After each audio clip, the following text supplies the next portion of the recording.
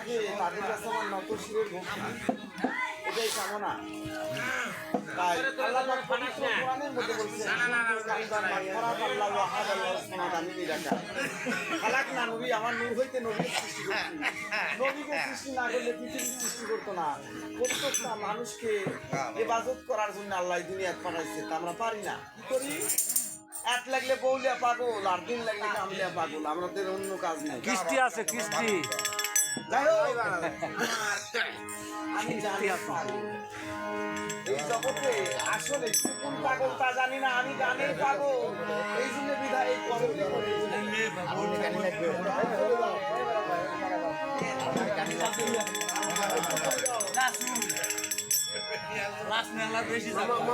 এক পাগলে খেলছে খেলা, এক পাগলে খেলছে খেলা, তিন পাগলের উদ্ধরিয়া, তিন পাগলের উদ্ধরিয়া, তিন পাগলের উদ্ধরিয়া।